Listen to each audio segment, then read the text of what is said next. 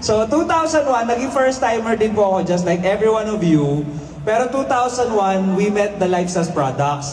During that time, medyo hindi ako naniniwala sa ganitong food supplement kasi that time yung lola ko, siya yung may sakit at saka yung brother ko, siya yung sumunod, may asthma. Lola ko suffered stroke and brother asthmatic. So, dahil sila yung may sakit sa bahay, alam nyo anong ginawa namin? Sila yung pinag-eksperimentohan. Ipatry yung products. To our surprise, isang bote ng Intra lang yung tinungga nila. Pinaghatian pa nila pareho. Pero parehas yung nararamdaman nila, umayos. Ang galing ba ng products? Sobrang ganda ng products. So, dahil maganda sa kanila, ako, during that time, ayoko pa rin pansinin yung Intra. Kasi unang-una sa lahat, napakabata ako pa noon. Bakit ako iinom ng food supplement? So, dahil hindi ko nga siya pinapansin, plus the fact na nag-nursing ako sa FEU, na ayaw ipakita yung slide.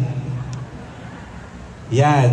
So, feeling ko noon, dahil nasa medical course ako, hindi ako maniniwala sa ganyan. Pero, sino dito na stress, taas kamay? Nakakaramdam ng konsumisyon sa buhay, taas kamay. Ibahin ko yung tanong, specific. Sino nakakaramdam ng konsumisyon pag walang pera, taas kamay? Yun, mas marami. So, ako na-stress din ako. Masayo ba ako? Na-stress din ako noon dahil sa mga pinapagawa sa school. Next slide. Nagkaroon po ako ng medyo maraming concern. Unang-unang concern ko, hindi ko sinasabi sa nanay tatay ko dahil akala ko nung una babae lang din ng dugo, pati pala lalaki pwedeng duguin. So, nagsasuffer ako na ng hemorrhoids, Alma Moreno.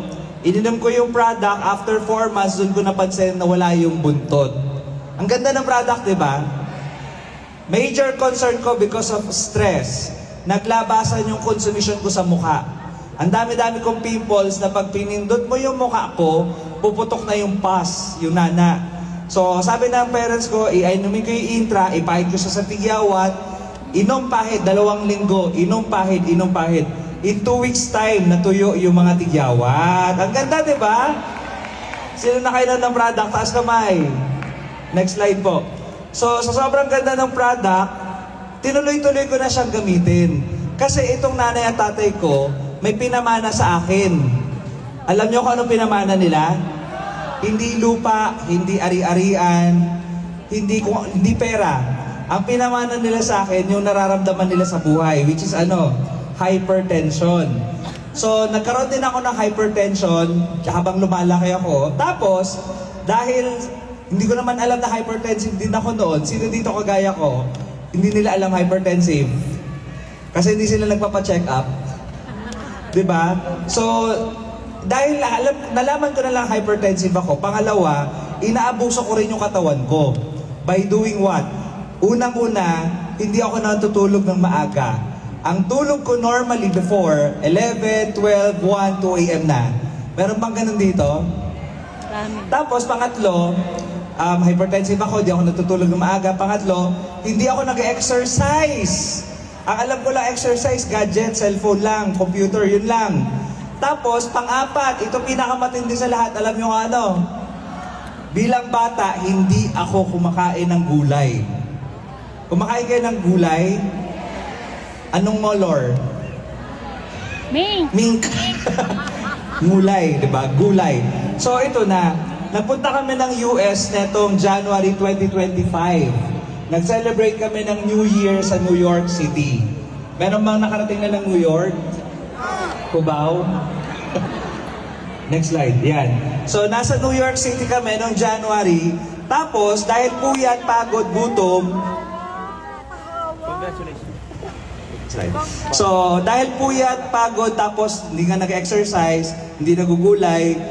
Ito nangyari sa akin noong nasa New York last January 3, 2025. Naliligo ako sa shower sa hotel, sobrang init ng tubig kasi winter yon. Tapos, yung mga kasama ko, hinakatok ako sa kwarto, sa CR, hindi ako nagre-respond. Yun pala, nahimatay na ako, nawalan ako ng malay while nagsha-shower. Tapos, nung kinatok ako doon sa CR, binuksan yung pinto, nakatayo ako pero walang malay. So, to cut the story short, dinala ako sa emergency room sa hospital sa New York. Next slide. Tapos, they found out, kailangan kong operahan agad-agad. Alam nyo bakit? Kasi nagkaroon pala ng pumutok yung ugat ko sa utak during that time. Ang tawag sa kaso ko, ruptured cerebral aneurysm. Normally, pag nagkaka-aneurysm ka, tsugi ka kagad. Pangalawa, pagka hindi naagapan yan, pwedeng maging gulay ka after the surgery or isip bata. Yun yung pwedeng result sa'yo. Sobrang miracle na lang kung nagka-aneurysm ka na pumutok na at nabuhay ka. Sobrang miracle nun. Tapos, edi ganun ang ginawa sa akin. Inoperahan ako, dilagyan ako ng web sa utak. Tapos, ang pinagpapasalamat ko, dahil matagal ko nang iniinom yung products, itong mga doktor ko sa New York, next slide, yung mga doktor ko sa New York, pinagtataka nila yung kaso ko. Kaya, ang ginawa nila sa akin, the next slide is, ginawa nila akong study or research. Kasi nga, nakikurious sila sa next slide. Diba? Nakikurious sila. Bakit? Una, nawalan ako ng malay na nakatayo.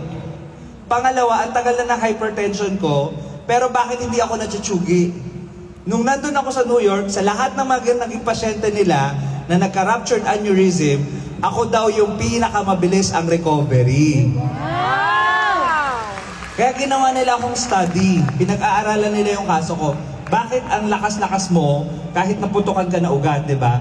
So, wala naman akong ina-attribute doon, kundi for the longest time, I've been using the products. Pero I tell you, kung wala akong products ng LifeSas, matagal na akong tsugi. Yes. Di ba? Tignan mo yung katabi mo. Minom na ba yun ng Intra? Hindi pa. So, wag mong antayin, baka ma-hospital ka pa, tsaka ka lang gagamit ng product. Ngayon pa lang, prevention is better than prescription. So, anong nangyari sa amin? Lahat kami tumutungga ng products.